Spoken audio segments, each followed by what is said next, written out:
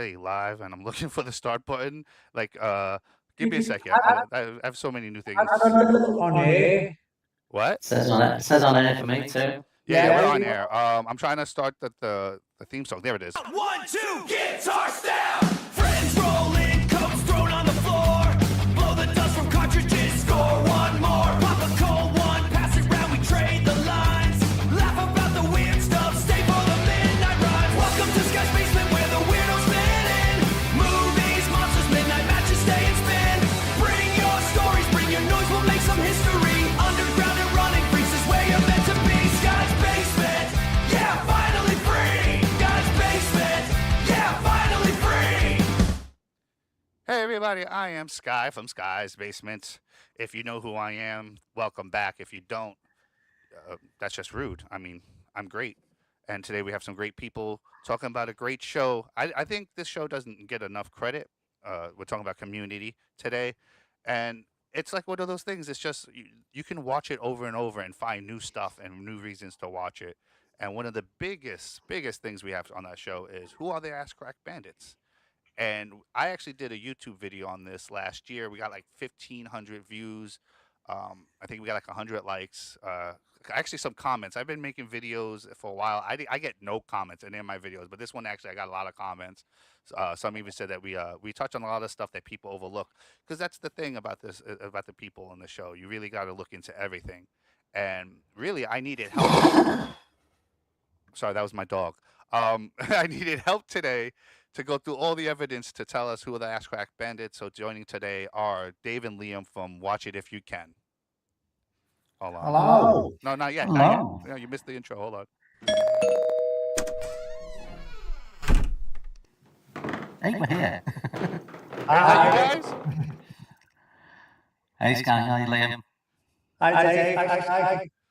Ooh, you got that echo in effect again. Yeah. What is So that? Why it's- does that do that? Is that the app I use? Should I be using? I like prefer Messenger. Maybe I should start going to Messenger, because I didn't have any issues with that. Let me do a quick look to see if I could do I anything. think it's just being in your gloomy basement. Oh, you know what? That is perfect. Yes, if you hear anything like that, it's because, in the basement. Let's try voice isolation on. Does that work? How's that? Did that work? Yeah. Yeah. Don't know. Yeah, actually, it works a lot. Sounds good to me, Liam. Yeah. All right. So, guys, why don't you introduce yourselves? Why are you here? What are you doing? Go on, Dave. You can start this. Yeah, so I'm Dave from Watch It If You Can podcast. We've obviously watched Sky's YouTube video all about the Ass Crack Bandit episode of Community, so we kind of reached out to Sky and said we'd like to discuss it a little bit more, get more of his thoughts as well. And Liam's here as well. It's so we've got a bit of a time difference, haven't we? So it's 22 minutes past 5 where we are. Yeah. Yeah, so if you're on the west side of America, good morning. If you're here on the east side with me, good afternoon. And if you're in the UK, good evening. Or whenever you watch this, 'cause everybody could be watching this in the morning, because it's live and you can check it out again afterwards. I'm going to pull up my notes here. All right. So you guys are familiar with Community? Yes. In fact, Dave, when we did our very first box set, it was one of my first choices of one of our first episode, our first box set, wasn't it? I think it was our second ever episode ever. I think when we decided we were going to do a podcast, I think it was my choice first, and we did Grosse Point Blank, and then I think it was your choice second, and we did Community. But we've been Community fans for a long time. But I totally agree with Sky. I think it's so unappreciated, but I think certainly in the UK, even more so, because it's been quite hard to get, because it's moved around so many sort of channels and so many streaming apps, and it's never really been on like mainstream TV here. We have sort of 4 main big channels. Yeah, but that's not just there in UK. Even here, it's really hard to find Community. It was on Peacock, it was on Hulu, it was on Netflix. It never stays anywhere. So we've had Netflix. It's on Now, which is some really small streaming site owned by Sky, and it's just, even when it was like being broadcast live. It had no home in the UK, and I think most people I know found Community have found it afterwards as well. I don't know anyone who was watching Community live when it came out. Only Yeah. me. Me neither. I found it on Netflix. I was, but I can't tell you how. Okay. Well, whatever pointless podcast then, Dave, isn't You know it? what I mean? Is it might have involved a VPN and some dodgy sites, but I see. I was Oh, watching yeah. Community from the start before it was kind of on in the UK through various means. But so yeah, I found Community really early because I love a lot of all American sort of sitcoms anyway. So who And I would you think pick? I really like Joel McHale from The Soup as well. So when the Community popped up, I already kind of knew who Joel McHale was. But You're a big Chevy Chase fan as well, aren't you, Dave? well, I was just going to add Fletcher's like one of my favourite movies, and obviously National Lampoon's Christmas Vacation we watch every year. I absolutely love Chevy Chase. I hate Chevy Chase. So I think just that link of kind of them being in it, I found it and got into it, but it was hard because you couldn't tell anyone to watch it because they had absolutely no way to watch it in the UK for maybe to what, season 3 or 4, maybe, Liam? Even later, maybe. Yeah, it seemed like it was definitely a bit of a late bloomer over in the UK. It's got a cult following, but it certainly isn't spoke about in the same Yeah. way some of Same the here. more popular sitcoms are. What about you, Sky? I mean, do your friends, are they aware of the show? Everybody time I talk to, like, because when I find out people like TV, I'm like, oh, okay, well, you watch Community? That's always the first one, because the other ones are generally ones that, because I don't have like hidden favorites. All mine are like the tops of the times. Like my earliest known favorite sitcom is Frasier. I watched it live. I watched it late night on Channel 11 after the news. And then I went to Scrubs. I watched, that all the time. Community was one of them. Bob's Burgers is now like one of my favorites. If you haven't seen it, check out the first episode and you'll be hooked. It's so funny. So Frasier was on one. So again, we've got 4 like main channels, which everyone can get without paying the 4 free channels, and Frasier was on that. We have 7. That's crazy. Big Bang Theory. That kind of came on. That was free, kind of on the free to watch TV. All those kind of shows, but Community's never been on those channels. It's been on the Sky, what you probably call cable channels. It's on there now. So we've got a channel called Comedy Central, which is currently playing Community like 1 or 2 episodes every night. Community Central is our channel. Yeah, so the UK version is showing Community at the moment. Really? But again, but it's not. Again, it's not like one of the. It's just one of the channels that's on there. I wouldn't say it's like one of the main channels that people watch. Yeah, but here's the thing, though. Even here, though, it's not on cable. It's I have a cable box. I love cable. And I searched. They don't give Community on any of the channels, and I don't even remember them giving Community on any of the free channels ever, like ever. Big Bang Theory will be on like 10 channels. You can find it all day, every day. But Community, like, it's even hard to find it in, like you said, in the apps because it constantly changes. And so, like, I try to talk to people because I think Troy and Abed are one of the best duos of like of all time. Just the high fives and the friendly. What it is, I think you can feel the chemistry between them. And I think that's why I'm not a fan of Chevy Chase, because I remember seeing him in Man of the House as a kid. So that's my first introduction to Chevy Chase. I was too young for National Lampoons. I was like 2 to 4 when that stuff came out. What about SNL? No, see, by the time I got to SNL, it was Adam Sandler, Chris Farley. So I missed out on him completely. So, and when I first saw him, I didn't like his chemistry with Zachary Taylor Thomas, and then I see him on the show, and I don't know. When I found out he was an asshole in real life, I'm like, I see it, I believe it, like, because he plays his character. All day like long. an asshole. Have you watched the documentary? No, I've seen the clips of it. He goes, "Oh, you're recording now?" Like, yeah, motherfucker, we're trying to get everything we can. Get you to say. We as soon as we walked through the door, our mics was hot. Yeah, I think if you think he's a bit of an asshole and you watch the documentary, it'll prove the fact that he probably is. And what's funny part is he probably plays it like he's not an asshole, but because I of still, how I he still is, want to he's meet him. just an Would asshole. you still want to meet him, though, Sky? No, I'm not Oh, a I big. would. First of all, like, especially now, I'm a big thing where I think the entertainment industry is definitely doing some evil shit. Mm. I will still be a fan because there's like, people always said like, like when things with Michael Jackson came out, I was like, how can you listen to R. Kelly and all that? How can you listen? Because you have to separate art from the artist, and you don't have to necessarily promote his stuff, but like if you enjoy it, you kind of got to do that. And I think that's why they're afraid of letting the entertainment and let you know how evil the entertainment industry is because they think it's gonna crash.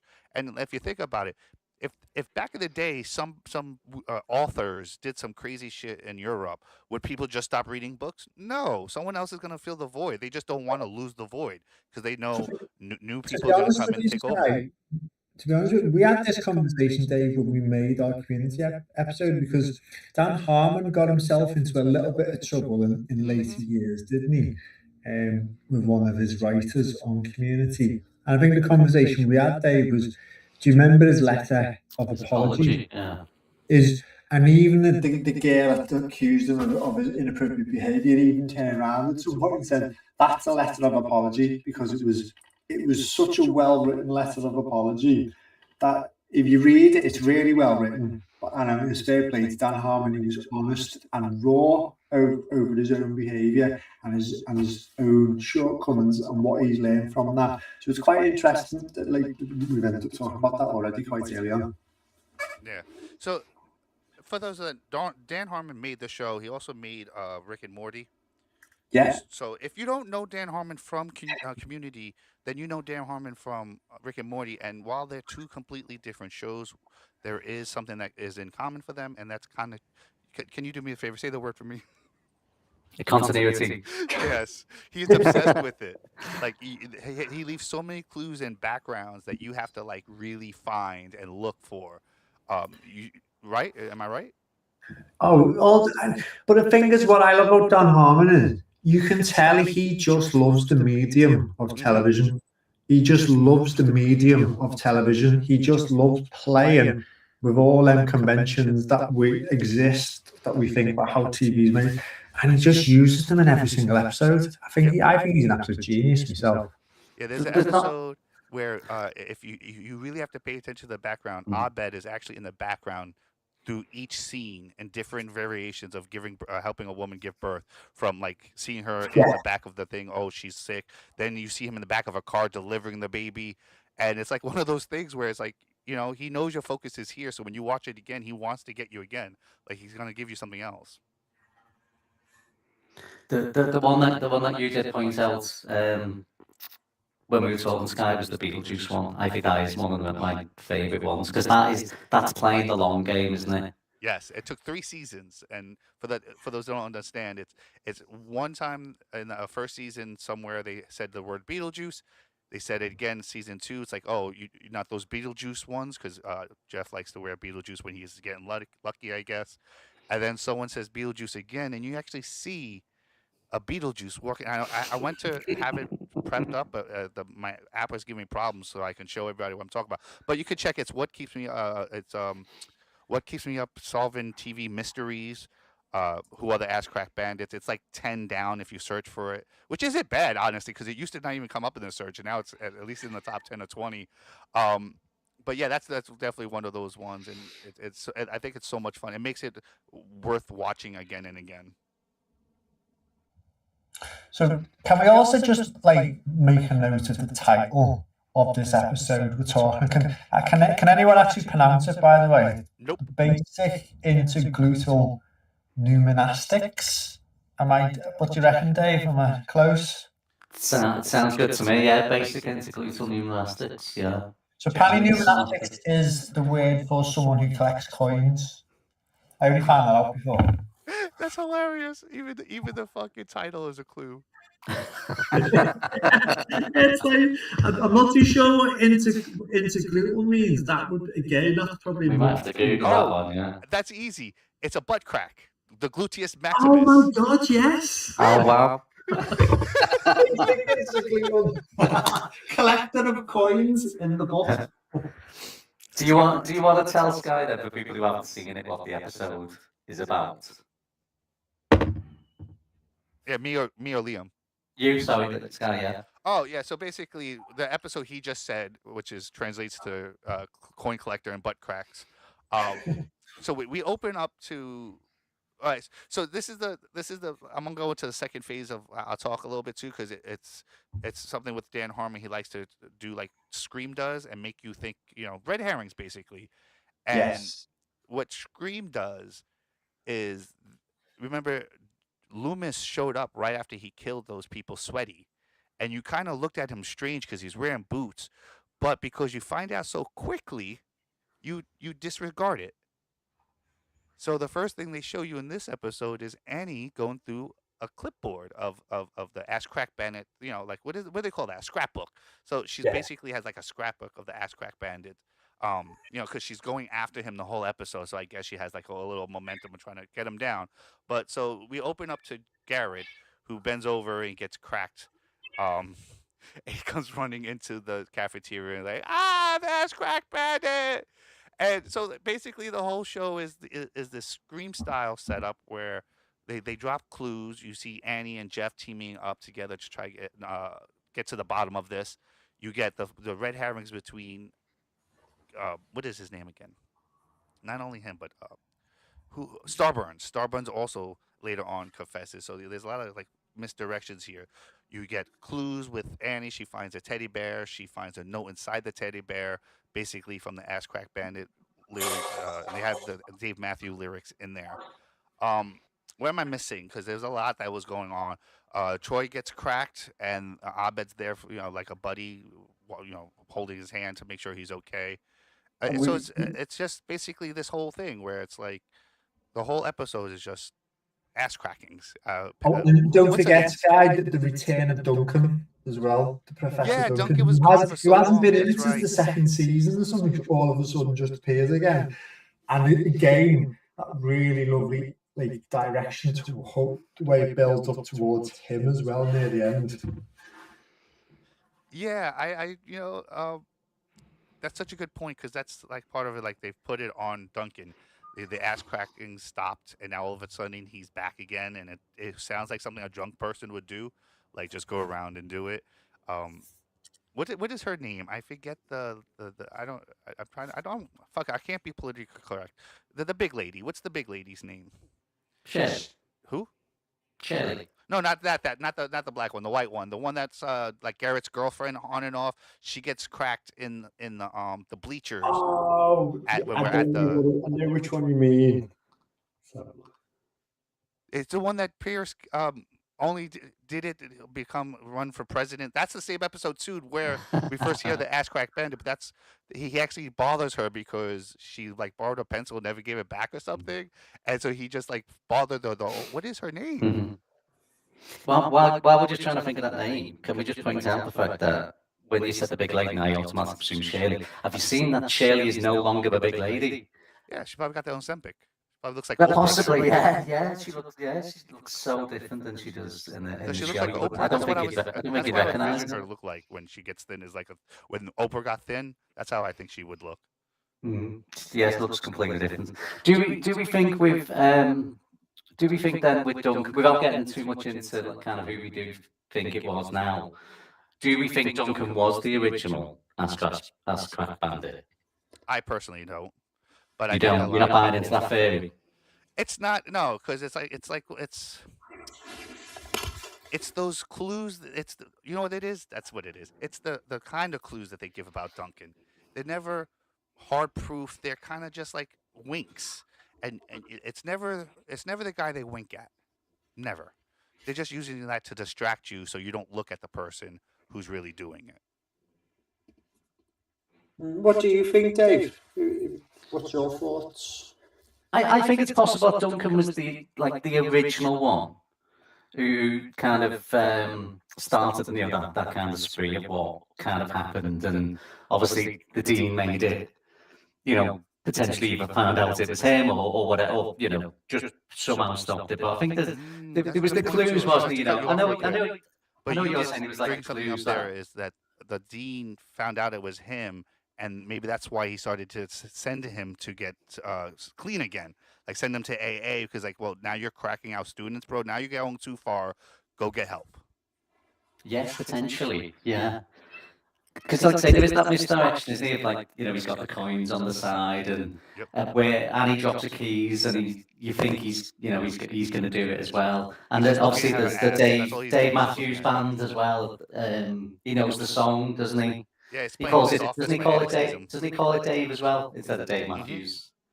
Only real fans Yeah, call him Dave. but then that really puts Jeff as a suspect as well, then, doesn't it? Because he was, you know what I mean? He was a big fan of Dave Matthews. I don't think it was Duncan. I sometimes think it probably like Dan Harmon wrote it. No, he wrote things in his mind. He probably does know who it is, but I think there's multiple Ass Crack Bandits.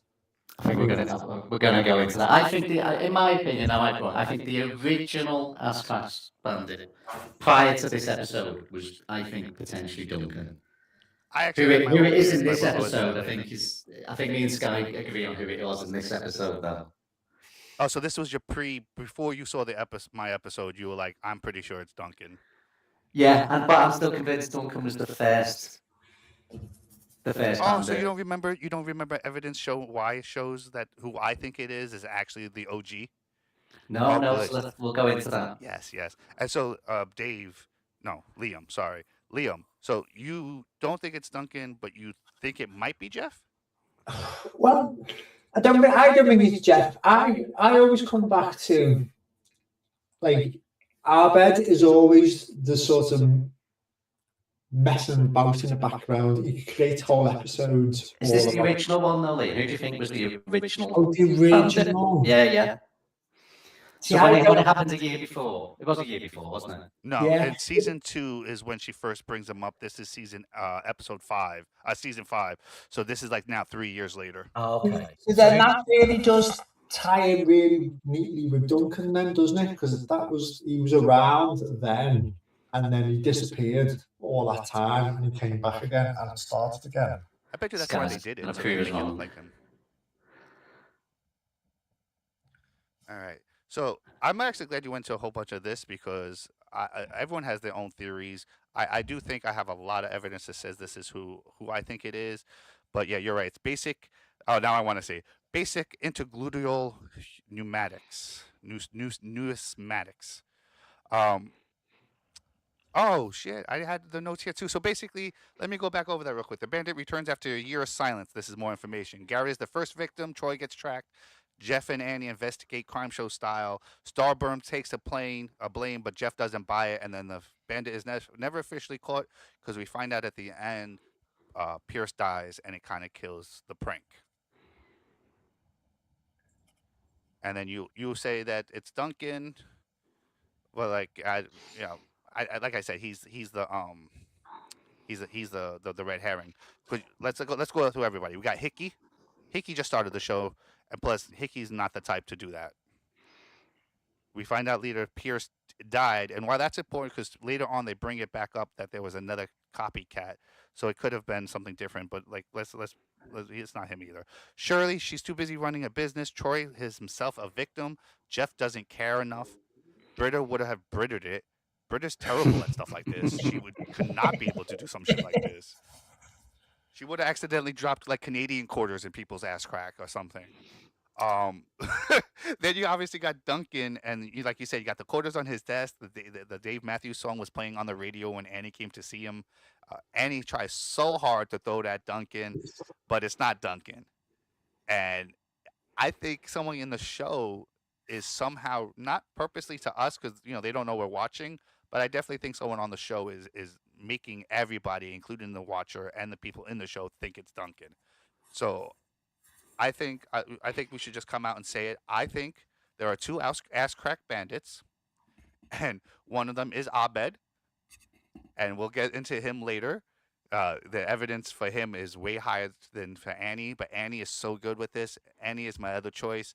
Yes, she's a good girl, But you got to really understand who Annie herself is. You guys watch Friends? Yeah. You remember that episode where Monica, after Monica and Chandler get married, Chandler tries to get into her secret closet in the back, and Yes. she won't let him. And then what does he find when he get in there? It's just all junk, isn't it?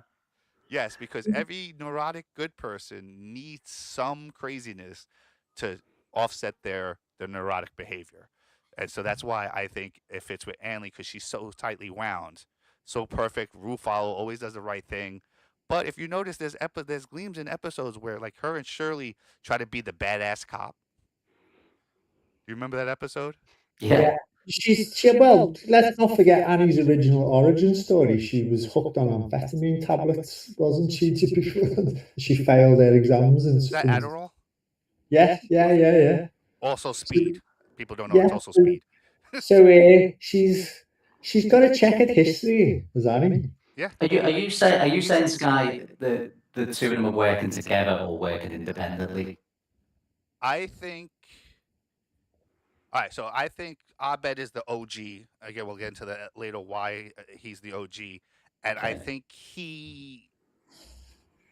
All right, so Annie comes out later on. Hold on, let me see where this is, so I can actually let's get back to that because that's a little bit down further, and then yeah. So let's go through some of the stuff real quick.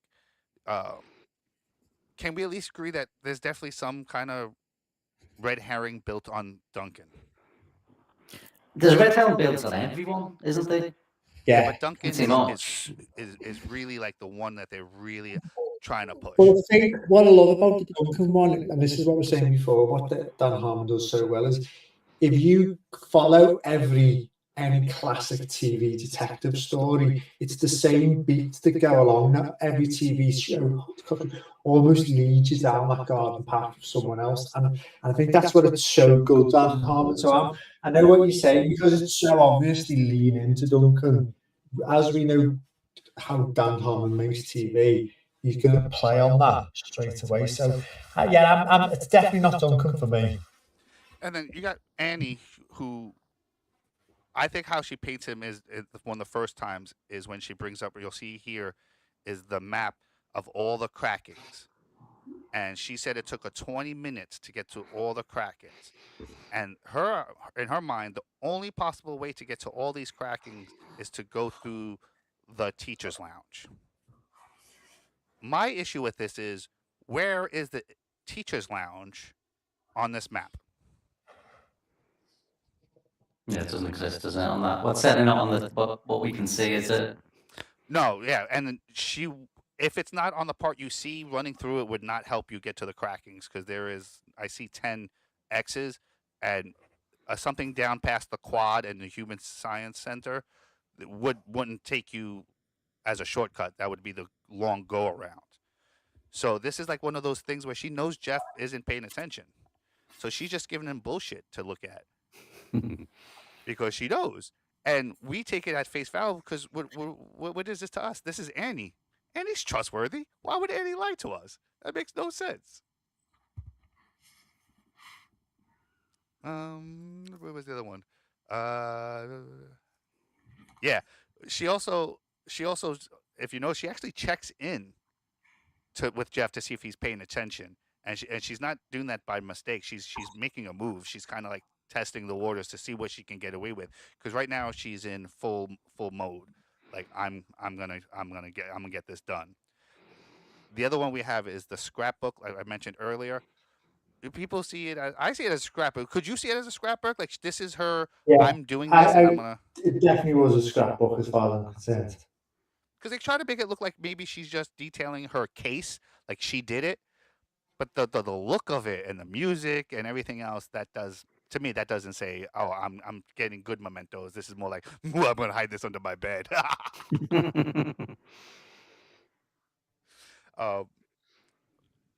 Another reason why I think it was Annie is, you remember the scene where after Troy gets cracked, they find the note in the teddy bear?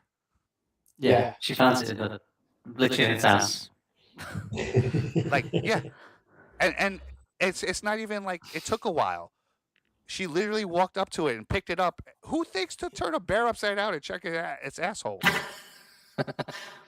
I mean, suppose if you're looking for an Ass Crack Bandit, that if it was going to hide a note anywhere, it was going to be they were going to hide it there, weren't they? So That is a good point, but she didn't even. Yeah, I guess so. She didn't even check anything else to make sure. She instantly. I don't even think she even like checked and then asked for the tweezers.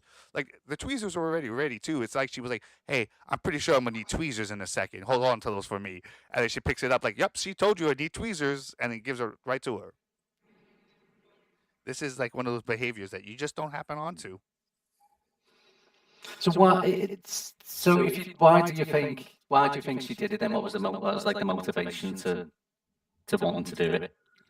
I have that. Hold on, because I have like a whole case.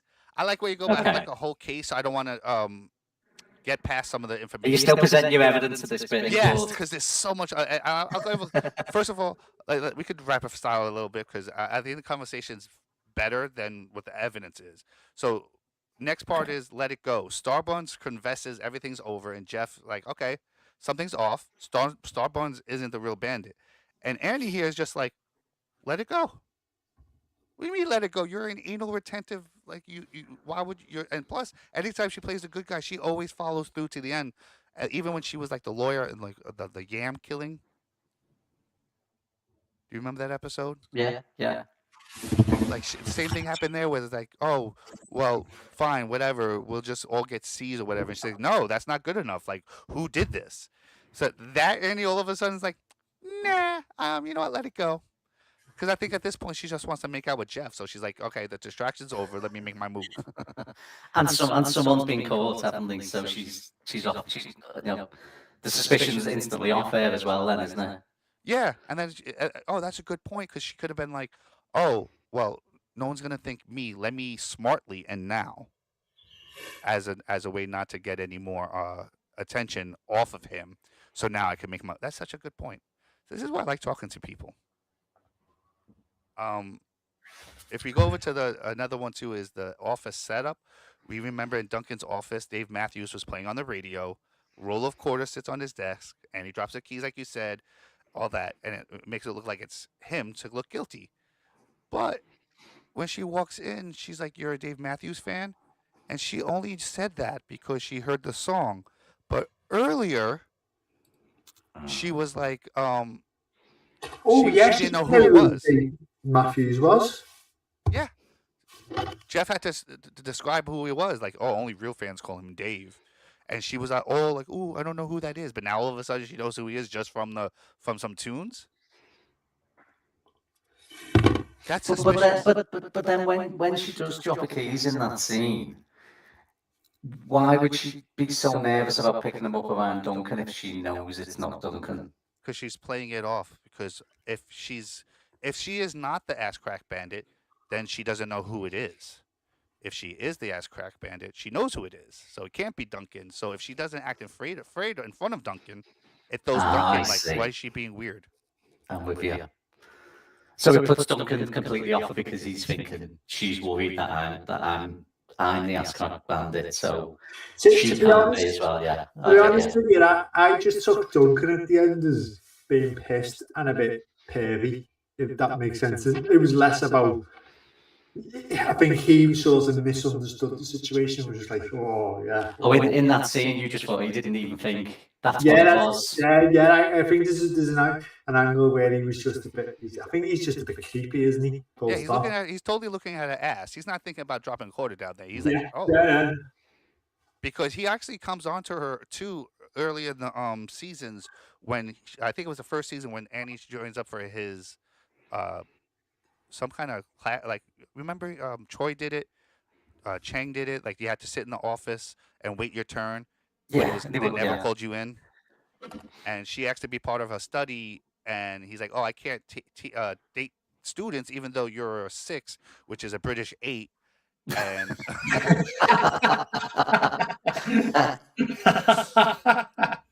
and then she was like, "No, I just want the class." He goes, "Oh, all right then." So he's like, I think it's definitely in his head, it's more about like, ooh, I'm get to see her ass, and for her, it's like I need to play it off like I am afraid of something. Otherwise, he's gonna be like, well, why was she kind of weird that time? So was the roller coasters on his cabinet just a misdirect then? Yeah, knowing him, he probably had to do laundry later. There's a million reasons why they have quarters on. Not a million reasons. I can only think of honestly because there's no payphones anymore. There's no, the only thing unless you want sodas from the soda machine, maybe. True. But so another one everyone loves to point to is the look. Do you know what I mean by the look? Yeah, at the end. At the end. Yeah, where Yeah. Jeff is like, "Oh, he'll be back," and then she's like, or her. Let me ask you each on their own. What do you think her look says to you? Now you see, I always when I watched it again just earlier today, even though I already had suspicions, we've always, Annie's one of the main suspects. But what was quite interesting is maybe when I watched it again tonight is when I saw her do that look was not going, oh, I've been found. It's almost like she suddenly realised, oh, actually, it could be a woman, full stop. It was like, that makes sense. So you've seen it the other way. I see it, Yeah. I think, That's a good way of the putting way it, though. you I see like it, that. Sky, which is like, I've said too much, Yeah, as opposed to. Yeah, but that's what I always, because I've seen the episode about 10 times. That's how I normally end up going. But just this time, I watched it, and it just made me think, oh, well, did she just think, oh, actually? So someone else. part of my evidence too is if you keep going, she kind of shrugs her shoulders and go, "Nah, he's a dumbass. He won't figure it out," and walks away. Yeah. Because otherwise, she gave a look. She's like, "Oh, it could be a woman." I get, but actually, it works with you too because like, oh, it could be a woman, but she could have did like the shoulder shrug type of thing to be like, "Well, it's over now. I don't have to worry about that," and then moved on. Another piece is that we see in the episode. Let me pull up the picture because I have that. We see Annie wear this white jacket. Yes, this jacket over on the right side is black. But my girlfriend tells me that when she likes something, she'll buy it in multiple copies and colors, and maybe even the same color. So she wears the white to portray the innocent one, and when she's doing her nasty deed, she's wearing the black one because they're both kind of like raincoats. The only difference is you see on the shoulder there's like a little strap, but I think that's a book bag. Well, actually, in this picture, I actually think this one is Abed, and I think Abed would be more likely to use a book bag like that than what's her name? So you think it's kind of so she has the light coloured one in the day when she's being normal Annie, and the same coat but in a different colour when she's acting as the bandit. Yeah. Okay.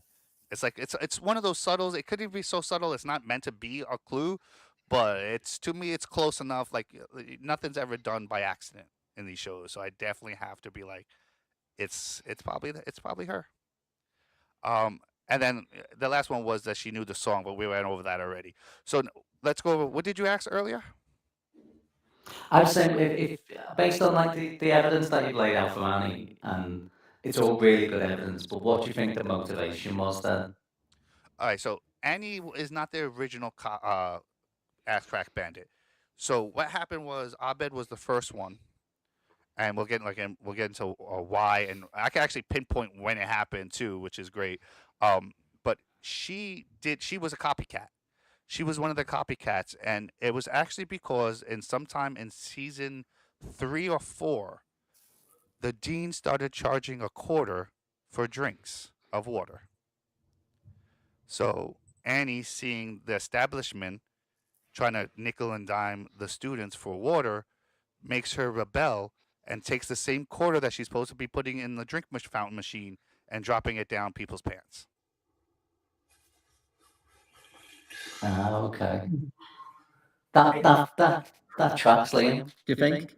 Yeah, I actually remember that storyline about when they started charging for the water as well. Yeah, it's a 2-drink minimum. It's been updated in their I forget what they call them. Their agreements to the. But what do you think? Do you think that's a viable reason why someone like Annie, who's very proper and always wants to do the right thing, and I think if she sees someone doing something bad, she would do something. Let's be honest, she's really smart, but she's also very juvenile. She's still very much a high school girl, not really, she didn't figure it out yet. So this would be something stupid and silly, I think, some teenager would come up with as the way to fight back. Yeah, I know. Yeah, it's a good point. I quite like that one. So Yeah, I think the fact that it is a coin, like you say, which coincides with the fact that that's what that episode was about. And you could argue as well as that, by doing it to them, they will really like kicking him in the ass. So that's where the ass bit comes in. and that's her reasoning for the second one. So then Abed figures this out, because as we know, Abed is a super detective when it comes to people. He knows his friends so well. He made stories up about them, recorded them, put them online, and then they started coming true. So what's the evidence for Abed then? I'll go through that real quick. So Abed figures out Annie is the Ass Crack Bandit, and then when this episode comes out, he takes her alongside him to do this together. And the second motive is to get her close to Jeff, because she really, at this point, it's been 5 seasons. He keeps picking everybody but her. Kissed her one time, and she's getting tired of getting stringed along. So she's getting manipulated by Abed to be like, well, if you do this, help me out, and then you get to hang out with Jeff all day, alone. Okay. See, I think that's very plausible, because this is just the type of situation that Abed would love, just to pass time, where he creates the world and what he replicates from TV. So yeah, I can easily see Abed just getting involved in this for the joy, and he can live out his fantasy of being in a cop show, because he's, all the little touches, like from when he's putting the blanket around Troy. No, after when Troy's in the wheelchair, the blanket. He's like, it's what we do in TV shows. So it's like, Abed's living a dream in this episode, isn't he? He's just living his best life. As we'll learn later too, yeah, it's crazy. So some of the evidence that I have against Abed, because there is definitely some why. The why of stuff proves this more than what happened, I think. So the why is really going to tie everything together, and why it was so easy for him to do this. But let's get one of the big ones right out the way. This was actually from Matt Pat from what is that? Movie Theory? Is it Movie Theories? It's not a game theory. It's a game theory. Yeah, Movie Theories. So over on Movie Theories, Matt Pat did this episode where he tried to figure out who the Ass Crack Bandit is. And in one scene, you actually see Abed next to Troy. This is after Troy gets cracked. He's sitting in the wheelchair with a blanket covering him, and the dean is there trying to reach out to everybody. And Vicky, her name is Vicky. The big lady is Vicky. Okay. So all of a sudden, we see a transition shot of across the screen, and we see Abed behind somebody's head in the bleachers next to the dean. As we continue on, Abed is now missing. Like, he stepped to the side maybe, but what I think he did was he went underneath the bleachers, because in the next scene we see night vision goggles pop up. Out of everybody on the show, who would own night vision goggles? Abed. So this is very minute, but the fact that you can't see him, he loves Troy. Troy's like his soulmate. Troy is the person who taught him how to be a friend, and so of course he's going to be there for him. But all of a sudden he's gone, and now night vision and Vicky gets cracked, and everyone disperses, and we still don't see Abed. So that's just weird. 2, when Troy gets cracked, he tries to call Abed, but Abed can't be reached. Abed would always pick up the phone for Troy. That's how I feel anyway.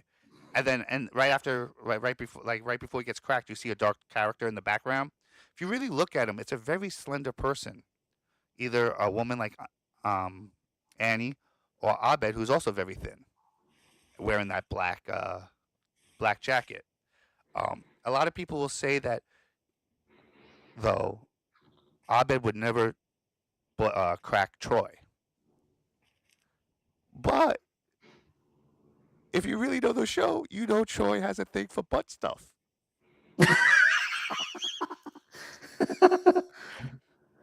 No less than 4 times that he mentioned he asked Annie if the study that I mentioned earlier did butt stuff, and he's like, "Oh, okay, no, I'll do it anyway." Another time he said he put something in his butt crack, but he put like jalapenos or something with it. He asks like 2 more times. I forget it's like, are they doing butt stuff? So in my eyes, Abed is doing this to him because he knows Troy won't actually be upset about it. But like, Troy is also that masculine guy who can't let people know he dances. So if someone touches his butt crack, he has to. That's why he's in the wheelchair in a blanket. It's not because he's so traumatized. It's because that's what he thinks a traumatized person would act like. I think Troy just he plays along with Abed. It's almost like he sees Abed playing out his fantasy of being in a cop TV show and Troy, because he knows him so well, like, I'm coming on the journey for this. So hence he overplays everything himself, doesn't he? That's a good point too. I don't necessarily agree with that, but I do like that. That would explain a lot level. I could be wrong, but I also see like as Abed, if you mention in another episode, he actually mentions that he has adventures away from Troy, and he's like, "Wait, you do stuff without me?" He goes, "Yeah, all the time." And he's like, "What?" And Abed walks away. All right, another one is the deleted shows. I think, let me pull them up here. I think people do not look at this enough. Okay, so on the screen now at the bottom you see a show called Johnny Spectrum, season 1, episode 1 and 2. That is not a real show. That's just a joke on Abed being on the spectrum and having Asperger's. But if you look at the bridge, actually, I brought something. I actually have a video to play this. This will actually say a lot better than I could. This is actually part of my YouTube video. Bridge. It's a show about 2 detectives. One is American, the other is Mexican, from opposite sides of the border, working together to capture the truth terrorist. In the beginning, I did not see much of a connection, but further in, you realize that the villain is motivated by telling the truth of the corruption where he's from. This coincides with Annie's motivation of stopping the corruption at Greendale, and to get the truth out, one crack at a time. Lastly, we have Hannibal, a TV show set before the Hannibal movies. And we have Dr. Hannibal Lecter called in on a case for advice. A recent body was found, and Dr. Lecter helps put together a profile. The bad guy in these episodes was a man named Garrett Hobbs. Garrett, like the guy that got cracked the first time in the beginning of the episode. Then, throughout the series, we learn that Hobbs is actually being encouraged and manipulated by Hannibal, much like Abed is doing with Annie. That makes sense. Yeah. And if you look at let me bring the pictures back up. Those are the Zach episodes that they talk about. One is Hannibal tells somebody he's helping them kill somebody, but he doesn't know it. So that's Annie's being manipulated by Abed, but she doesn't know it. And like I said on the video, the bridge is just 2 people who are opposites, and Abed and Annie are definitely opposites coming together to right a wrong. Have you seen that? Like, have you ever watched or listened to any Ass Crack Bandit material before? No, only your video. I'm special.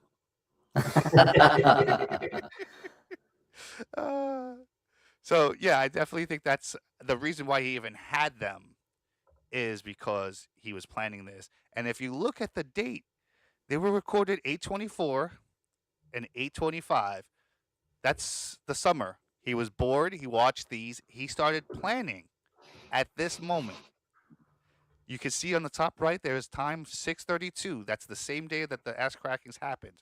So this is now at the end of the school day. He's deleting these episodes. Why? Because his fantasy is over. And the Hannibal one is definitely a good one as well. Based on, like I say, what that show is about, and having the bad guy manipulating someone else, or manipulating multiple people. And Annie is easily swayed, isn't she? Yes, very much so. Especially if she could get close to Jeff. Quick question. Let's see how well you know the show. Who is the fastest character in the show Community. Abed. And why do we know this? There's an episode where he was doing something. Yeah, I can't. Abed was playing basketball with Troy, and Troy, Abed kept winning, and like everything they did, Abed just kept winning and winning. Yeah, he's actually quite athletic, even though you wouldn't think it. Yeah, and he actually lost the race to Troy, but could tell because Abed pulled up. He's like, "Ooh, you're just too fast for me." He's like, "No, bro, like no, you're not." So I bring this up because Annie. Let's be honest. This is not a dig on anybody, but Annie is a white woman. She could only run so fast. Actually, I brought that up because I wanted to see what the average speed of what is she, like 5'4"?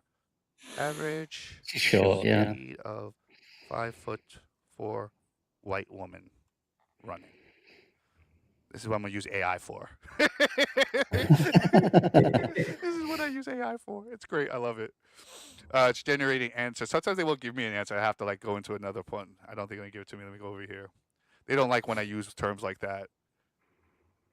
Like not. But essentially, Abed's got the physicality to move between Definitely. the campus. Yeah, and also that conundrum we mentioned before about where he said the staff room, was that, what was that just Annie sort of doing what you were saying, confusing everyone from people up to sense, or did she know something we don't know, that it is a difficult route for most people to get to between all the cracks? But then again, that leads into the idea that there's more than one as well, then, doesn't it? Yeah. Definitely. So I looked it up. It's about 10 km/h. I don't know how that translates to miles per hour. So I'm assuming that the fastest person on the thing would run at least 15 to 20, maybe even 25 kilometers per hour. Does that sound too fast? Because I don't know kilometers, so I'm talking on my ass here. No, we're not 10 kilometers either, are we? 10 kilometers is 6 miles.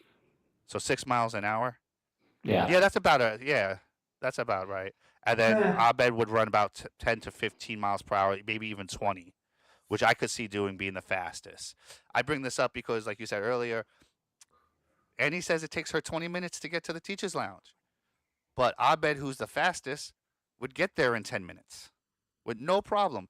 In fact, he's so fast that if you remember, after Vicky gets cracked, there is a phone call from the stable on the other side of the campus.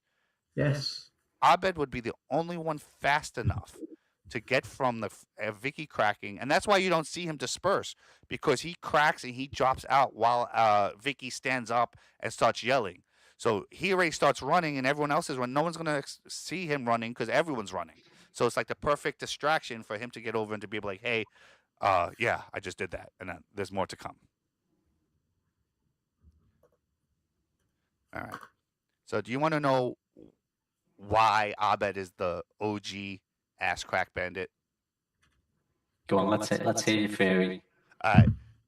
Back in season 1, episode 22, Abed starts the year talking about how he has a bucket list of the quintessential college experiences. This is breaking guitars, pantsing people, stealing the school mascot, wearing togas, food fighting. All the things that you think you're supposed to do in college. So I think one of the things he didn't mention was a college prank of going around dropping quarters into people's butt cracks. It wasn't a protest, it wasn't a conspiracy, it wasn't anything, but he had a list like, oh, let me pull a prank on somebody, and it was like a one-time thing. Like, it wasn't like a one-time thing, it's a continuous prank, but once he got over his list, he stopped doing it again. And then do you think watching those TV shows then just added to making it about, like, we know he loves TV, we know the movies and all kind of anything related to that. So do you think pulling a prank but being able to make that prank into something that was like, a slash horror film slash detective series, it ticks a lot of boxes for Abed, doesn't it? Yeah. You see, I don't think Abed is the OG. I think Abed is recreating it in the episode, as in the new one. I still think it is Duncan who's the original, because he goes at the same time. He was drinking a lot, wasn't he? And then I just think, for me, I just can't. I think Duncan's the original OG. That's fine. I still think it's still a cool. It's still a cool little add-on to connect Abed to the original ass crackings. But this But also then proves that he's very Arbed would much have had to have into. found. Do you think Arbed would have had to have found out it was Duncan? So knowing that Duncan then was coming back, do you know what I mean? So maybe does that put flaws in the argument that No, if if anything, if Duncan's back, wouldn't Duncan maybe start it again as opposed to Arbed recreating it and knowing?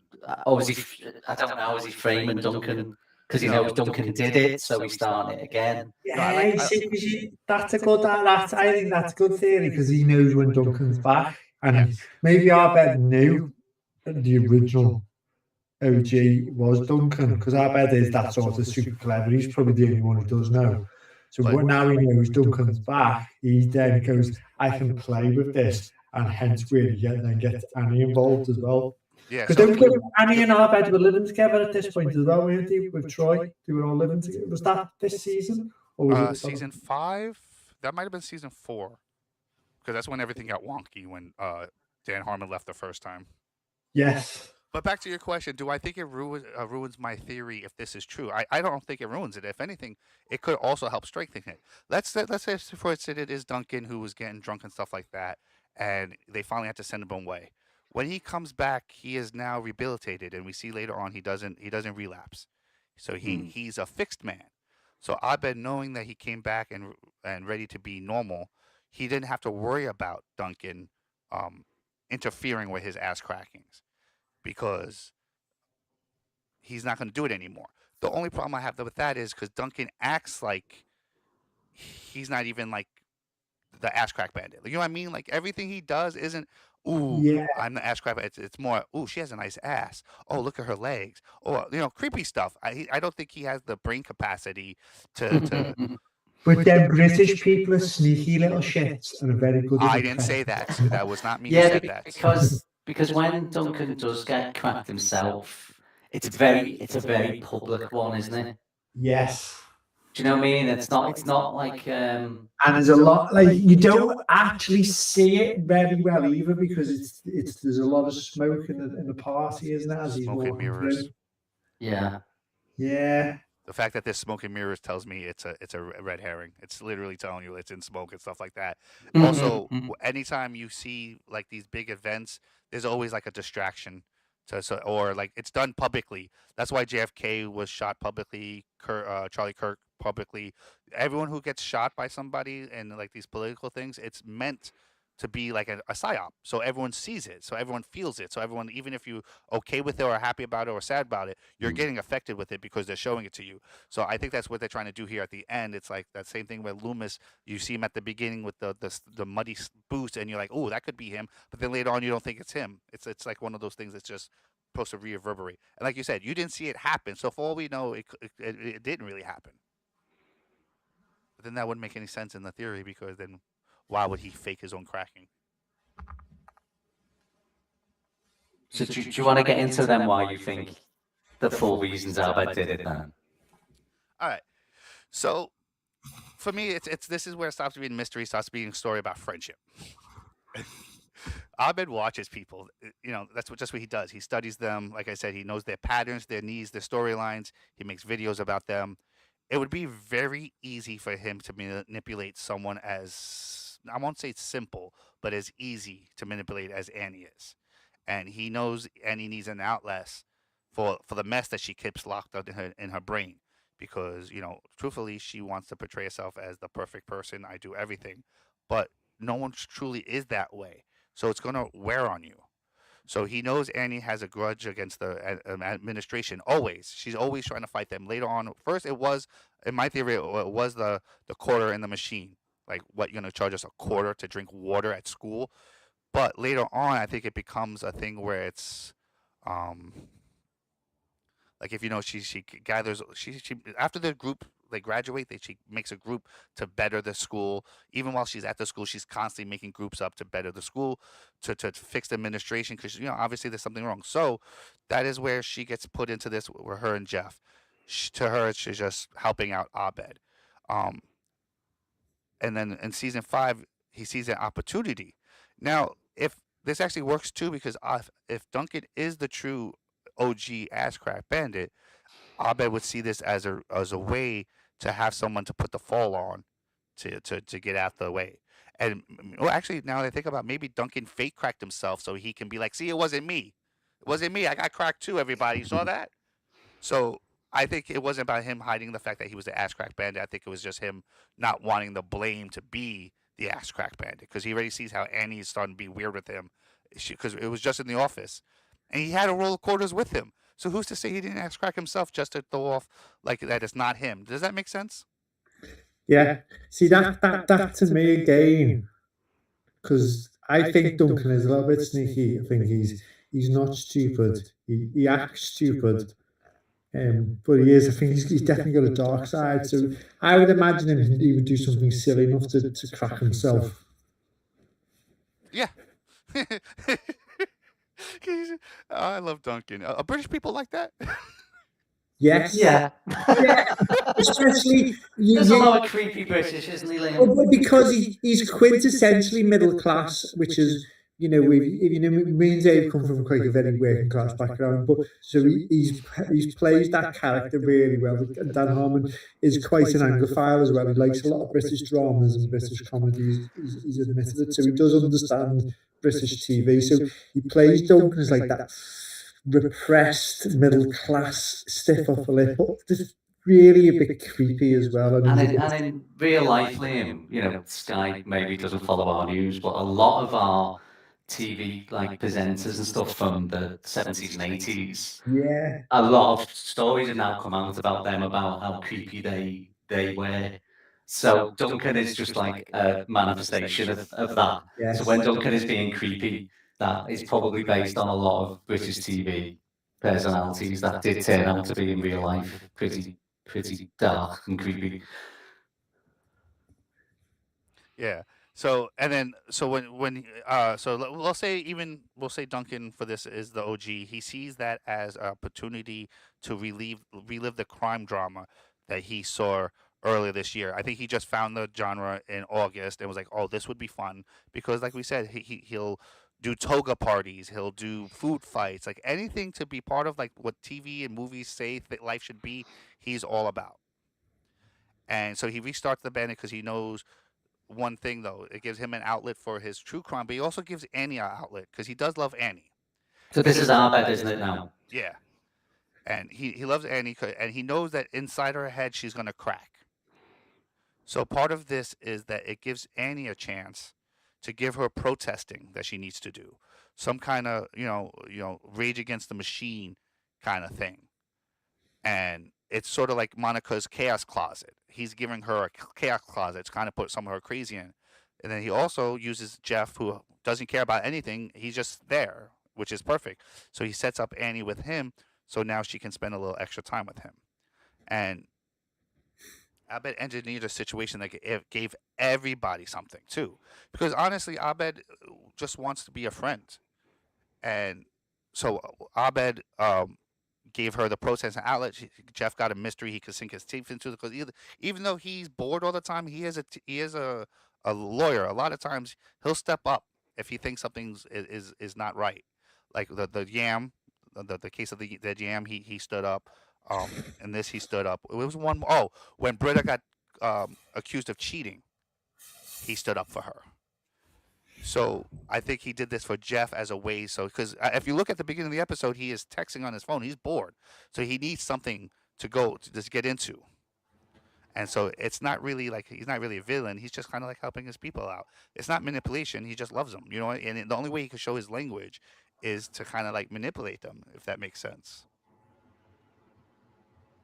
So I think Abed started a prank, and he turned it into a protest.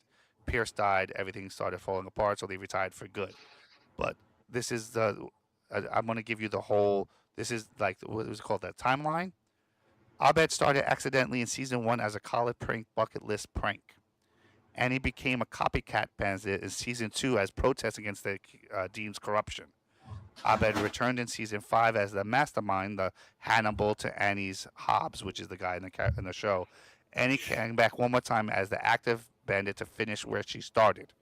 Duncan was the red herring Annie built, and Abed actually helped reinforce. People also say Abed couldn't have been because he went home. Yeah, just because you say you went home doesn't mean you went home. And again, Troy being a victim doesn't rule Abed out because Troy would have found it fun in his own way.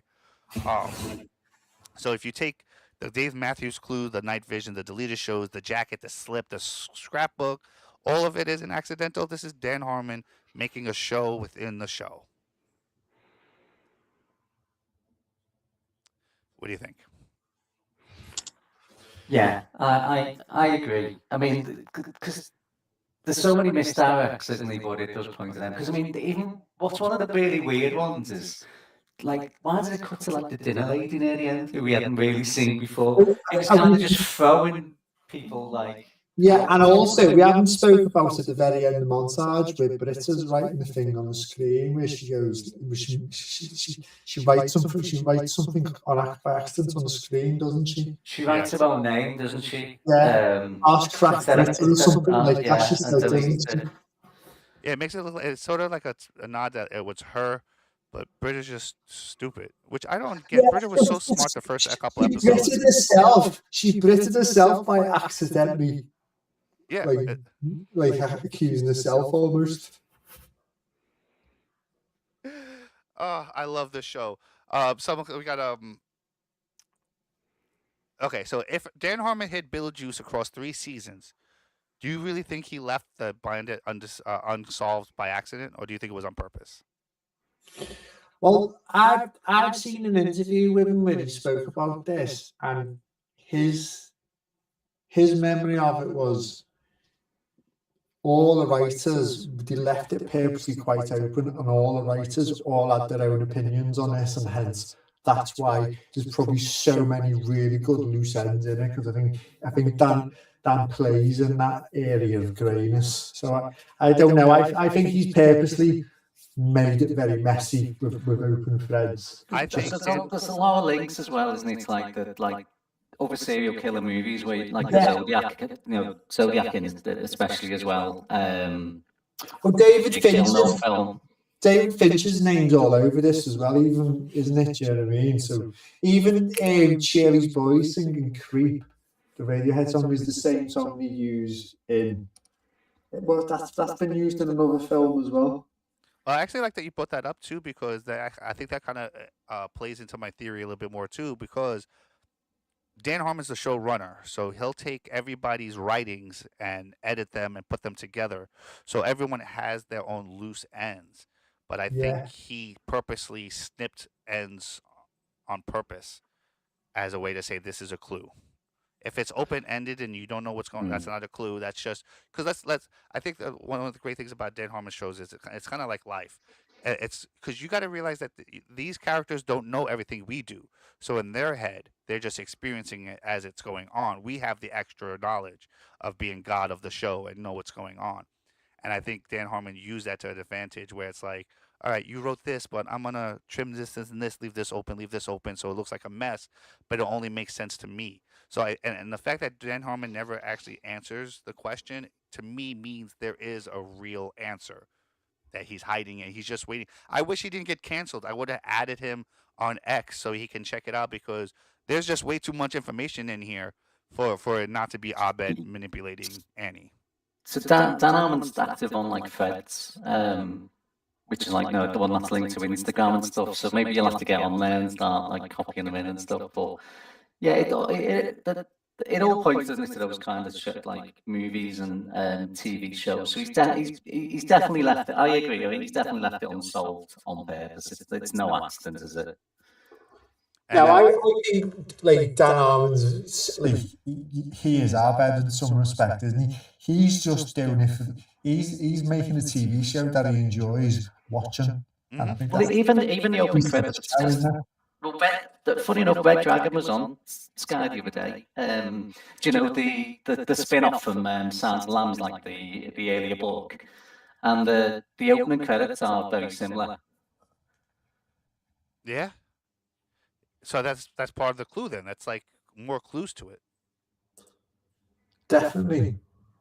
And didn't David Fincher direct that as well, Dave? No, things like Brett Ratner. Oh, right.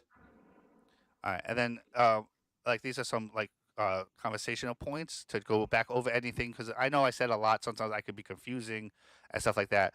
And but Annie tells Jeff to let it go. When has Annie and Annie have ever told anyone to drop anything? Yeah, that was a little bit out of character, and it's like you said before, where Jeff started the show uninterested and became interested. It was the same time Annie went from like being passionate to what you've said now. Is then she started going, ah, yeah, what's the point? You know, Oh, that it's done. defeats that. Mhm. You got that fire back, Jeff. This is how I like you. I like you when you have fire. Now it's over. Let's go have sex in my car. Because to me, that's what in her head stuff is going to happen like that. Like I totally see that. I've thought that, and I mean Annie is quite manipulative as well. We have Yes. forgotten about that as well. yeah, and hers is definitely she knows it's sexual too, and that little princess girl act that she does. She what does he call like Bambi eyes. Like she's very good at being cute and sexy and getting what she wants, especially from guys, especially guys like Jeff. Well, he made a reference to it in one episode where she goes, "Oh," like the little noise she makes. I remember Yeah. Shirley taking a piss out of it over Yeah. it one He's episode. like, nobody look in her eyes. And Ahmed's like, no, it's okay. He's like, I'm immune or something like that. And she goes, no, she's the Ark covered. He's like, oh yeah. All right, so Ahmed made videos. You remember that episode? Yeah. Which one? He made one about Troy crying, Shirley being chased by a werewolf, Annie and Jeff kissing. Oh, that was the episode where they were the debate. Jeff that one. See, and that's another thing connects it too. It's a Jeff and Annie episode that connects it. I'm such a genius. That's a good one because it is. Those two don't often pair up in a lot of it, but they always seem to have one episode each season where they're paired up together, don't they? And it's quite a significant like movement in their friendship as well. Yeah, and so he does so well that they started calling him like a witch. Do you think that Abed knows Annie enough to actually manipulate her into doing what he needs? He's clever enough. I think Yeah. so. And Definitely. with Abed, it's not evil manipulation. It's almost like Storyline, story-driven manipulation. It's always like he just wants his friends to have a great time. So he's trying obviously to help Annie out, but he also knows that Jeff's enjoying being centre stage as well. Yeah, didn't Abed help to get a second paintball thing together or lava floor? The lava floor because Troy was leaving. Oh, I cried. Troy left. Oh, Yeah, that is It's the next episode, isn't it? That he leaves, isn't it? Because this is when Pierce leaves him the money and tells him to sail around. So I don't know. So it's not the next episode he leaves, but it's the next episode where we know next couple. Yeah, he's gonna leave. Yeah. And I'm sure I read somewhere though that, funny enough, this was the last episode he actually filmed because obviously you don't film it in the order we see it. I'm sure I read some of this. This was actually Donald Glover's last episode that he filmed as well, which again gives it that little bit more. Is that why after that the show started looking so much different? Not too sure, but like I said, because When did it move? Didn't it move to? Was it Yahoo Series 6? And it looks slightly. Yeah, it looks slightly different, doesn't it? You can tell it's the same set, but it's almost like different lighting, different quality of cameras. There's definitely a downgrade. Yeah, they definitely lost budget because if you remember, there was a first, second seasons. There was stuff filmed outdoors, like a few little bits. By the time we got to the third, fourth, fifth season, it's all studio based, so it's a lot cheaper for a start. But yeah, there's Well, the next episode after this is just all based in the as we call the common room when we leave. But so yeah, that is a very cheap episode to film, isn't it? Yeah. You don't have to go anywhere. What was that? Whoa, shit! I want to ask you something because you said earlier, and then I lost it. What did you say? What did you say before? Something about Pierce. Oh yeah, because it was Pierce left. It's quite a big shift in the dynamics of the program, because basically the same time basically Troy goes. There's only a couple of episodes where Troy goes and Pierce. It's the end of the road really for Community. I think everyone making it knew there was probably only going to be another season or two. Because once you start, you're losing two of your big stars. Yeah. You've probably only got another season max in, So I think that's a quite interesting take if you think about it as well. Yeah. Did you get the joke about the boat though? Did you see what Troy's boat's name was when he drove away? Oh, I can't remember it. Yeah, Was it something? me. It's a play on words. It's his real, like, not his real name, but It's not Childish Gambino, but something like that, isn't it? Childish Gambino boat name in Community.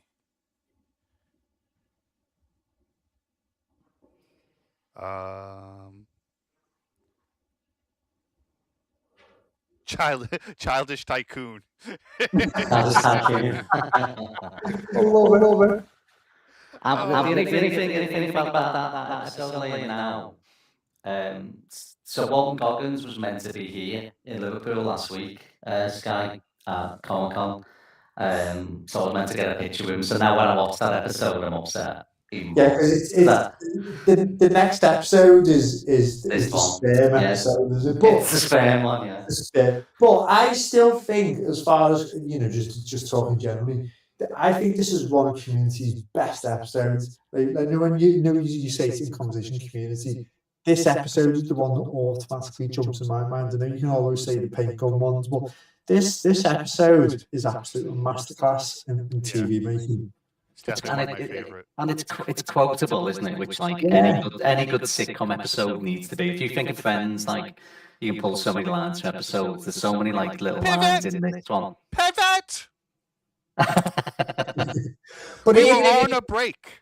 Yeah, but even if you think with this episode, my sister. It's only actually this episode is only 21 minutes long. So but there's not a single beat, a single line, a single moment that's wasted, because he managed to put in, like I said earlier, if you think of every TV drama or cop drama or film, there's certain beats of the storytelling, and Dan Harmon managed to squeeze them all in perfect order in 21 minutes without it feeling like it's rushed. Yeah, it definitely didn't. It felt like a nice, like almost like a mini featured film. Yes, yeah, it was. You didn't at any point just feel like it was just they were just like a love, like they were copying something direct. It was, they loved the genre of TV, cops, murder mystery films, and they just revel in it. So then the 3 shows that he deleted at the end is a total clue to the watcher then. Because if nothing's by accident, those shows, especially with those motifs fitting the show that was just doing so well, it can't be an accident, right? No, it's definitely hidden towards. It's hidden towards the whole theme of the show, isn't it? That we think he's manipulating one. You've got the 2 cops working together on. Is it the bridge? Was it called? Yeah, but all those things he's watching fits the themes of the show, isn't it? It's no coincidence, is it? Like, you remember that episode where Abed turned Annie and Shirley into, it was a buddy cop episode? Yes. And they're getting the little golf cart. Yeah. He was so bored that day because his TV was out. He recreated buddy cop films. Like, there is no way that this man will not go do something like this. And honestly, in the whole universe, even though the whole universe is kind of wonky to begin with, pop, it's like, it's weird, but there's there's rules to the weirdness. No one's gonna be too weird out of their own character, which is why I think there are so many characters on the show. Because when you have let's take Friends, you only have 5 characters. You have to put weirdness on each of them, and then add more and more because you have no new characters to put it on. Chandler still owes Phoebe like $5,000. You mentioned this when we were talking. What was this again? Okay, This over smoking. yes, there was an episode where Phoebe got some money and she couldn't get rid of it because it was like from the thumb in the can or something like that. So she was like, "I'll give you, That's right. Chandler, I'll give you $4,000 if you never smoke again." And he's like, "Oh, deal." So he gives. So obviously she gave him the money, and then like 3 seasons later, you see him smoking. He owes Phoebe $4,000, bro. So I definitely feel like there's just way too much connections. There's too, like you said it perfectly, Dave. Um, that especially this show with only 21 minutes, and you have to, everything in there has to have a reason. You're just not gonna throw away 10 seconds because you don't have the time for it. Mhm. So I think I've completely completed my bubble. Do you? I hear that you still don't think that Abed was the OG though. No, I'm still Duncan for the OG, but I do know my belief is Abed knew it was Duncan, the Mhm. OG, because he knows everything. And then he then manipulated Annie to replicate it when Duncan came back, just for the added crack of it, just for a laugh. So we're all on the same page. We all think Abed and Annie worked together on season 5, episode 13. Was it? Which episode was this? Three. Yeah, Three. yeah. I definitely think Abed and Annie are doing it together. And I also think they didn't have to tell Troy. Troy just got it, if that makes sense. He just realised what he was doing. It was like, okay, yeah, I'm in. I'll play the victim. Oh, do you think you know? If you think you knew? I don't think it was like they sat down and said, this is what we're going to do. I just think straight away he walked in and went, I know what you used to do, and I'm coming along with this one as well. Because they did. I don't know. You know, I think that was the genuine PTSD. Yeah, but what he brought up earlier makes perfect sense, because earlier when after Troy gets cracked, he sits OD in the chair with the blanket, and doesn't he slap somebody for making a simple Yeah, comment? he slaps because it's like a famous scene from an old movie where the victim slaps the perpetrator at the end. But again, it's just so over the top. Like that's what Troy does. He When he's goes playing a over the top. character. Because if he knows about it, he's playing a character in this too. So yeah, I kind of agree with it. I don't know if I don't know if I like it better, but it still fits. Either way, it still fits. I think still that Troy wasn't in on it, and like I said, he just likes butt stuff, and he didn't know how to be like. Cause you remember when he pretended he got his butthole touched by his uncle in acting class? Yes. Even there, he does these over dramatic. Oh. So to me, he doesn't even know. Like he thinks he's supposed to be a certain way. I'm a man. Men don't like butt stuff. I don't dance. But if someone touched my butt crack, I gotta act like it's the worst thing ever. Like they violated me so badly. How would someone like that act? And that's how I think he acts. So I think either way, it works perfectly fine. I think yours might be a little funnier, actually, too, because it's like, oh, I get to do butt stuff. Yeah, hell yeah, I'll do it. But yeah, I'll do it. Oh, Wosie's me. I got butts cracked. Are we ruling Leonard out completely? Oh, yeah. I just don't think you could do it. I like it. Even if it's not true, I just like it for how funny that would be for him to like practice in his room. Like, what am I gonna do? And like I could see Abed like coaching him. He's like, you know what you're gonna do later when they bring Starbuns out? You're gonna stand up real slow, walk in and slap him, and then sit down. And Abed would get the reference because it's a movie. Troy would not. Well, Troy's not that like kind of. That's not a movie he watches. He watches Kick Puncher. He doesn't watch these highbrow movies. So I definitely feel like that could. Yeah, I'll check that. I might even add that into the theory. How do you guys feel about Big Bang Theory? What do we like Big Bang Theory? Do you enjoy it a lot? Not at all? I love it. It's one of my favorites. It's one of those TV shows I can just drop in any episode in any season and just watch it. I love it. So I loved it first, but I generally haven't watched the last couple of seasons. My only issue with it is like this, and with a lot of like American shows, well, there's so many episodes, isn't there? Yeah, that's the problem with British TV. There's not enough episodes. See that? Yeah, it works the opposite here. Yeah, we our seasons tend to be kind of like maybe 6 to 10 episodes, and 10 episodes have a push. Whereas a lot of Americans like 22 episodes Yeah. and stuff, aren't they? We're And not as Well, bad as but Japan. Japan does like exactly. 50 episodes a So- year, and they run for 30 years. But we are always talking streaming platform actually, because Netflix and Amazon, when they do their own programs, are never 2021 season. They've, you know what I mean? The old 2020 episodes is the old like network TV channels, isn't it? Which aren't quite what they used to be at the moment. But yeah, you're right. 'Cause back in the day, like Friends and Frasier, it was 22 episodes a season. Yep. And filming it for like 8-9 months of the year as well. So I bring this up because I had another YouTube video where I go into like 10 pieces of evidence that says that Penny is basically a sex trafficked runaway. We say it in a better way, could be plausible. Yeah. but she is a runaway. I will give before you answer, maybe in a month or so when you have some time, you come back on and talk about it. But here's how I'm gonna get you. Okay, we'll start with season 1 pilot episode. Penny is introduced to the guys. They invite her over for meals. They say that she starts crying because she says she lived with Kirk for 4 years.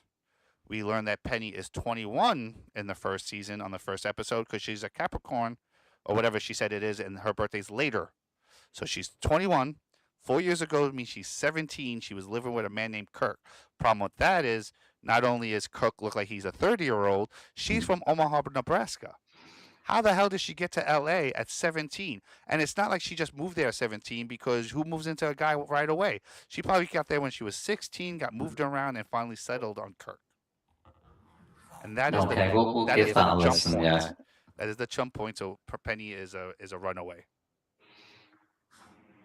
And then, so if you guys, would you like to come back and have another conversation about this? I'll happily talk about Big Bang Theory.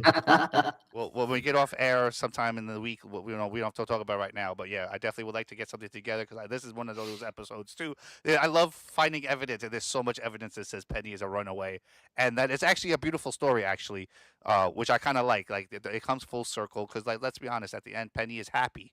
Like, she's confused because her happy seems boring, but then she realized that's what happiness is. You just kind of be okay with where you are, and just try to do those things that make you happy. So it really is a great story in the full run. We'd love to have you back. If you could, let us know where we can find you, what's your handles on. Are you guys on Kick or Twitch? No. We're just on your normal podcast app, Spotify. I would totally Podbean. recommend you going to Kick and Twitch. They do let you upload stuff. I don't get a lot of views there. I do get up to 10 sometimes, but it's another avenue. They have things called Just Chatting on there, so it's just talking podcast stuff, and then you can put your videos up if you have videos of your faces or whatever you're talking to, or stuff that you put on YouTube. It's just another avenue I would totally recommend. But let everybody know where they can find you, or if you're on YouTube or any of that. What's our Instagram's our main one, isn't it? Yeah, so we're on Instagram under. I'm just gonna. We are. Yeah, we then are. when you get them, send them over so I could put them in the things. It's Watch Your Podcast, but with underscores between each word. So watch _ pod. Yeah, we do have some episodes that we did put up on YouTube, so you can check us out on there. There's a couple of videos that we've done with other podcasters as well. So those episodes they're available. Well, what's your favorite episode you did so far? Ooh. You really like that? I really like. We talked about Stand By Me, didn't we, Liam? As part of a season we did about Bob Viner, who obviously sadly sort of passed away. But that episode in particular was a good one. Is that the movie with a young? He was also in Big Bang Theory. Wesley Crusher. Yeah. Well, we. There you go. And what was his name? Morgan Freeman. Is that the one where he's like a tough principal? What's that one? Sorry. No? The movie you're talking about, Lean on Me, because I'm not sure what. No, Stand By Me. Stand By Me. Okay. Oh, Yeah. Lean on Me, something different. Stand By Me, is that the train story? Yeah, that's the one. Okay. That's Yeah. the dead body story. Yeah. We also did a really good episode, didn't we, with Primetime Mitch, who has he does a horror podcast. He's from Manchester, but we actually talked about Martin Scorsese movie. That was a good one as well, wasn't Wait, it? was Will Wheaton in Stand By Me too?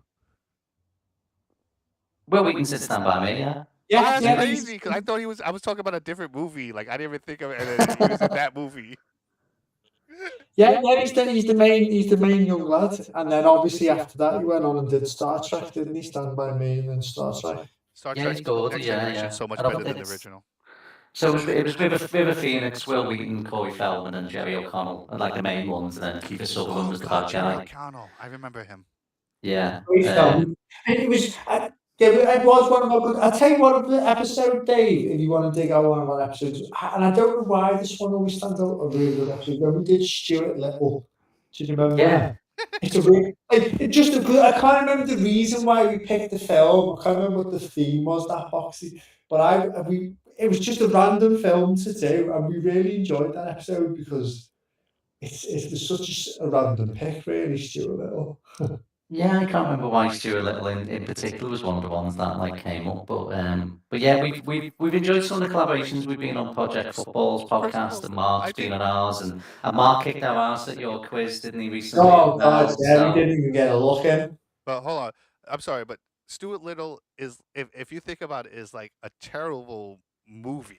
Not done badly. The concept of it is terrible. We have a family who can't have kids going to an orphanage to find a kid to adopt, and instead of adopting a human kid, they just take home a rat. And everybody is just like, so these people, these poor kids are like, yay, one of us is getting adopted. They're taking a fucking rat home. What is this shit? So Stuart Little, Liam, was it turned 25 years old in 2025. So we picked films that turned 25 years old, and Stuart Little was one of the ones, and that was what we had. Oh, that is so smart, putting the link into the group chat. I've never thought about doing that. Oh man, we got like 19 people watching live right now, and I didn't even know it. That's awesome. I usually most of my views come in after the show. I've never actually had a bunch of people listening during the show. This is awesome. Well, the first one I had a little bit, but I had help. But then you guys. Oh, so you've got a chat going. Oh, there's a chat going. Let me see. Where is it? Oh no, I thought that was what you were saying. Sorry. No, on Twitter, on our group chat, you put. Oh yeah, sorry, yeah, I have, yeah. Sorry. Yeah, it's so great. I should have thought of that. I should do that every week. Then, and then it gives a chance to people if they're online and they have something they need something to do or want to listen to a show. It gives them the chance to. That's really great. I really appreciate that. And thank you so much for stopping by. Did you guys have fun? Lovely. Thank you. Thank you, Sky. We'll sit and talk about community all day long with anyone who loves community because it's such a shared love community. Anyone who loves community loves community. Yeah, I think I'm not gonna let you watch the next episode of the Penny one. I think I'm gonna have you come on, and we'll go over the stuff, and then this way you could give me your initial reactions because I don't mind being interrupted. If I'm saying something, you're like, "Oh yeah, that's a good point." I'm like, "Yeah, thank you," or like, "I don't know about that." I like the discussion. Like Stu, I love Stu, but he thinks that because I read from notes that I'm stuck into like a script. It's like, no, interject. Like don't ruin emotional beats though. Like don't be like and then they put yellow and then they put yellow and like what they do next? Shut up. Let me tell the story. But but yeah, I think you guys you asked a lot of great questions. You brought a lot of points. You actually changed my mind of my own theory that now I think it is Duncan was the original maybe, and that I think Troy might have been in on it. It was Duncan with Leonard helping him. Leonard is Jeff of the future coming back. That's why Jeff knows that his parents don't see him and stuff like that because it's him in the future. Like it's some weird thing. Oh no, that's not it. He tries saying that he does try and kiss him in this episode, and Jeff would kiss himself, wouldn't he? As a younger man. That makes sense. And there's another scene where Leonard comes in. He goes, "I know about the pasta," and Jeff goes like, "How does he know about it?" Like how does because he's a future you. All right, everybody. Thanks so much for dropping in. You can watch it if you can They're on YouTube, on Spotify, all those fun things. Wherever you find podcasts, wherever you find videos, you can find them on X right here. If you're listening, that's watch_it_pod. Um, so much fun. I really hope that you come back, and hopefully soon we can do that Penny episode because it's going to be great. And I think I have some people live on here too. That's crazy. So everybody, I just wanted to remind everybody to check in on yourself and check on your friends because you really don't know what people are going through. Um, oh God, you know what happened to us? For those that know, Blue Adri is my girlfriend, wife, whatever. We're together forever. That's how it's gonna be. But she used to be my podcast partner, and she works at I won't say what restaurant, but she works at a chain restaurant as a manager. And on Mother's Day, an 87-year-old woman had a stroke and died in her arms. Oh, wow. And she called me, and I was not available, which I felt terrible afterwards.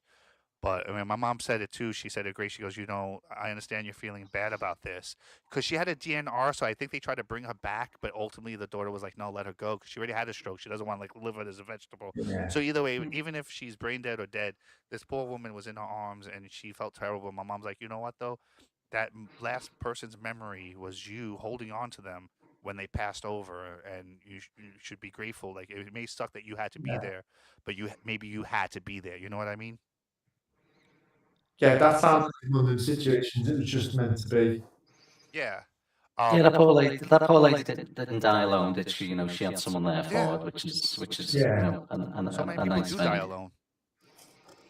But being the asshole that I am, this happened on Sunday night, midnight, Monday, 11 o'clock in the morning. I put on, I just died in your arms tonight. On that note, She looks over. At first, she doesn't realize. She goes, "Oh, I know the song." And like, you know the song? Like, she's like, "Yeah." And then they're like, "Ah!" And then she heard it. She goes, "You're an asshole. You're a fucking asshole." I'm like, "You think it's funny though?" No. And then like she wound up smiling like 5 minutes later. It's like I have a sick sense of humor. Like when I found out my dad was dying, I made a joke that I wanted to do something and I was outvoted 2-1, and I'm like, "But guys, my dad's dying."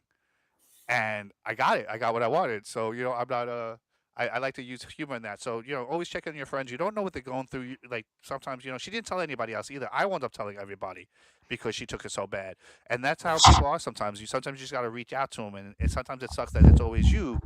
But Blue has also lost friends to suicide because no one actually reached out to them and checked in on them. So that's very important to us. And just know everybody deserves love, especially you. And the first time ever, we're gonna go outside with the outro as the intro because honestly, I really love. How do you guys think about our intro? yeah, Oh, loved it. Yeah, loved the song.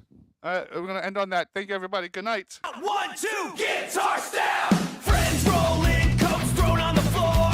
Blow the dust from cartridges, score one more. Pop a cold one, pass it round, we trade the lines. That's actually my bedroom. This is AI. I showed him a picture. AI picture.